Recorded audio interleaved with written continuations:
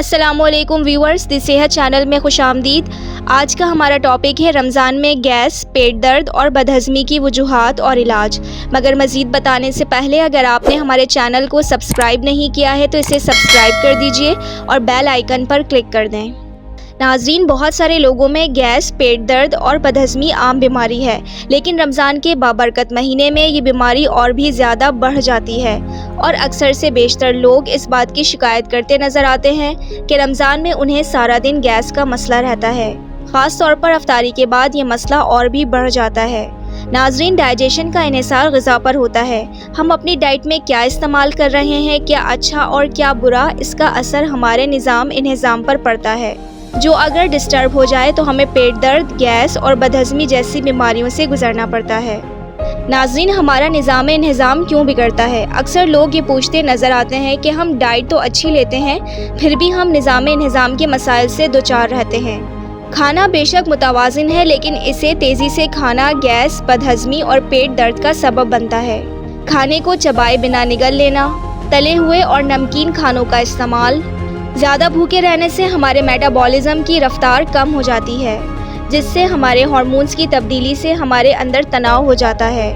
آئیے اب بات کرتے ہیں کہ ہمیں ایسی کون سی غذا اپنے کھانوں میں استعمال کرنی چاہیے جس کی وجہ سے ہم رمضان میں ان مسائل سے بچ سکتے ہیں، اور کن غذاؤں سے گریز کرنا چاہیے جو ہمارے ڈائجسٹو سسٹم کو نقصان پہنچا سکتی ہیں۔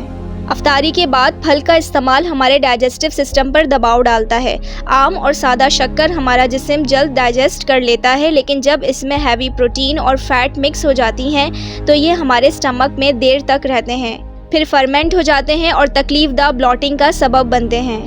ویورز، اگر کھجور سخت ہو تو وہ پیٹ درد کا سبب بنتی ہے، اس لیے اگر آپ افطار میں کھجور سے روزہ کھولنا چاہتے ہیں تو ایسی کھجور کا استعمال کریں جو نرم ہو اور آسانی سے ہضم ہو جائے۔ اس کے علاوہ دودھ میں الائچی اور جائفل کا بھی استعمال کریں۔ افطاری میں چیز اور نٹس کا استعمال ہمارے پیٹ کو 8 گھنٹے تک مصروف رکھتا ہے، جو فٹیگ اور ایجیٹیشن کا سبب بنتا ہے۔ ایسی غذائیں جو سوڈیم پر مشتمل ہوں وہ بلڈ پریشر، کڈنی سٹون، سر درد، ہارٹ فیلئر کا سبب بنتی ہیں۔ اس کے علاوہ گیس، بدہضمی اور پیٹ درد بھی ہوتا ہے۔ اس کے علاوہ فاسٹ فوڈ، چکنائی اور تلی ہوئی اشیاء کا استعمال بھی گیس کا سبب بنتا ہے، اس لیے رمضان میں ان اشیاء سے گریز کریں۔ آئیے بات کرتے ہیں ایسی غذاؤں کی جو گیس، بدہضمی اور پیٹ درد سے نجات کا سبب بنتی ہیں۔ اسٹرابیری گیس کو کم کرنے کا سبب بنتی ہے۔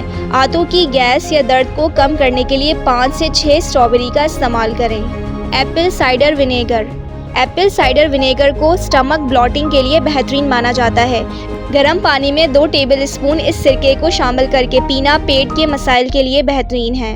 پمپکنز بلاٹنگ کے لیے پمپکنز بہترین علاج ہے، یہ پیٹ سے گیس کی مقدار کو کم کرنے میں بھی مدد دیتا ہے۔ منٹ پودینے میں ایرومیٹک آئل ہوتا ہے، یہ سٹمک بلاٹنگ میں آرام دیتا ہے۔ اس کو چبا کر کھانا یا اس کا قہوہ گیس اور بدہضمی میں بہترین علاج ہے۔ لیمن جوس لیمو آپ کے لیے بہترین مشروب ہے، یہ گیس کی وجہ سے ہونے والے درد کو دور کرتا ہے۔ ناظرین، مجھے امید ہے کہ آپ کو ہماری ویڈیو پسند آئی ہوگی۔ اس ویڈیو کو اپنے دوستوں اور فیملی کے ساتھ شیئر کر دیجیے گا۔ اللہ حافظ۔